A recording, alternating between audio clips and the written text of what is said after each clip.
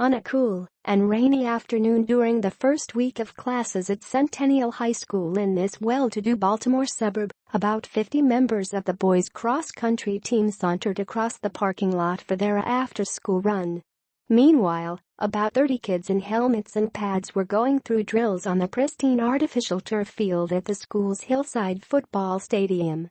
"It used to be the other way around," said Dodds, Centennial's cross-country coach, who has 64 boys on his team this year. "Now, there's a small turnout in football and cross-country is huge." Across the athletic complex, a practice football field sat empty, even though it was recently mown and painted with yardage lines and hash marks. In years past, the junior-varsity team would have been relegated to that grass field. But on this day they had the stadium to themselves, as they will for every practice this fall. Centennial isn't fielding a varsity football team because not enough kids signed up to play. Smart Football HELMETSNATL Smart Football Helmets. The Friday night lights will illuminate high school football stadiums across the country this evening, while new helmet technology is shedding light on one of football's longtime concerns, concussions. Published Friday, September 23, 2016. The situation at Centennial, where a long history of losing has dampened students' enthusiasm for football, is unique to this part of Central Maryland, but there are plenty of similar examples around the U.S. Participation in high school football is down 3.5% over the past 5 years, according to the annual survey by the National Association of State High School Federations, or NFHS. The decline would be much steeper, if not for a handful of states in the South and the West. Throughout the Northeast, the Midwest and the West Coast, in communities urban and rural, wealthy and working class, fewer kids are playing football. "I've never been interested in football," said 16-year-old Zach Deeming, a cross-country runner at Centennial with the solid build of a defensive back. "I'm afraid of getting hurt badly, like getting a serious concussion." Thousands mourn slain officer as Las Vegas probe goes on. The risks of football have never been more apparent. This summer, researchers at Boston University said they'd found evidence of a brain disease linked to repeated head blows in nearly all of the 202 former football players they studied. The athletes whose brains were donated to the study had played football in the National Football League, college and even high school. The report doesn't confirm chronic traumatic encephalopathy, known as CTE, is common in all football players because many donors or their families participated in the study because of the players' troubling symptoms. After years of denials, the NFL acknowledged a link between head blows and brain disease and agreed in 2015 to a $1 billion settlement to compensate former players who had accused the league of hiding the risks. Top sports, Minnesota Lynx beats Les Sparks for WNBA title. Top sports photos. Getty Images. There's no question about it. The amount of publicity, beginning with the NFL and what you see on national news, has caused concern among parents, said Bob Gardner, the NFHS executive director. Probably some who would have been more inclined to let their young men play maybe are making different decisions now. A study published last month in the medical journal Translational Psychiatry showed that kids who played football before age 12 were more than twice as likely to have mood and behavior problems. The news hasn't escaped the parents at Centennial, one of the top-rated public high schools in Maryland, where 97% of students go on to college after they graduate. Just 10% of students qualify for free or reduced-price meals, an indicator of poverty.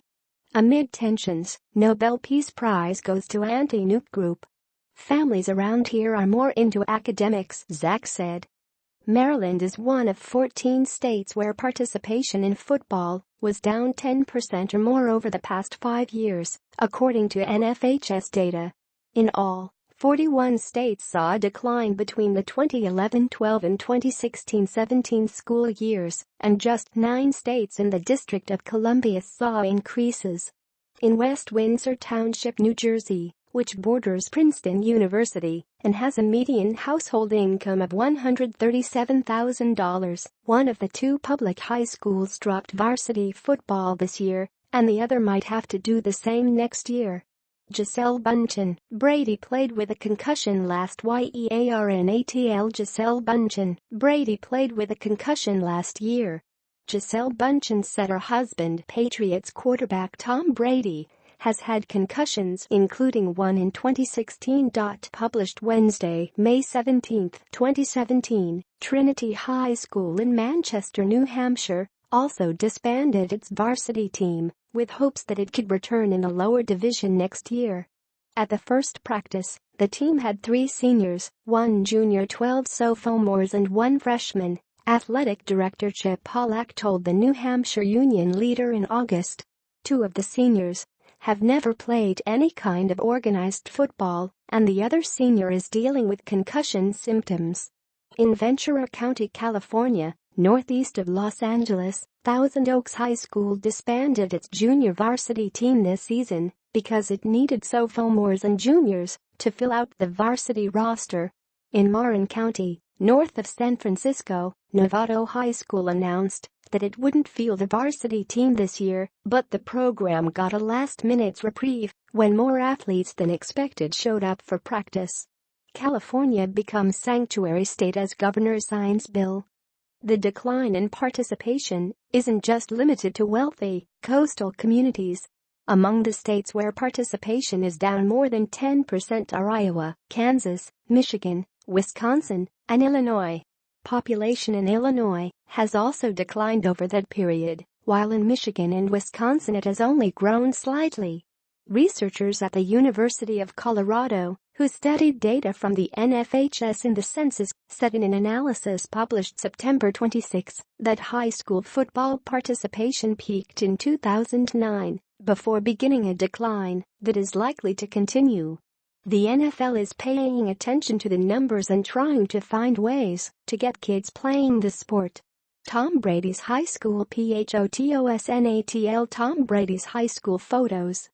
Before starring in the NFL, Patriots quarterback Tom Brady grew up in San Mateo, California, and played high school football at Serra High School. Take a look at some of his high school photos. Published Thursday, February 2, 2017. It is important for kids to play sports because it's healthy, it's fun, and they learn important values, NFL spokesman Brian McCarthy said. Of course, we think football is the best team sport, and we aim to ensure there are a range options for young players today, both tackle and flag. While participation in tackle football is down, flag football is becoming more popular. Participation in the NFL flag program run by USA Football for kids ages 6 to 17 increased by 66% from 2013 to 2016, with 385,000 kids playing last year. In high schools, the expense of the sport and increasing specialization by young athletes are also factors.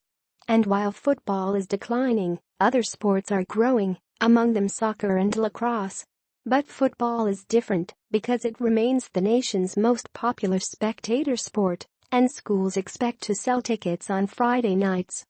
NRA calls for federal review of bump stock laws. The key thing about football is that it's such an important part of the financial picture of schools. Some of these schools rely on the attendance in high school football to pay for these other sports, Gardner said. While we certainly applaud the growth of all sports, we remain vigilant about what's going on in football because of the economic impact.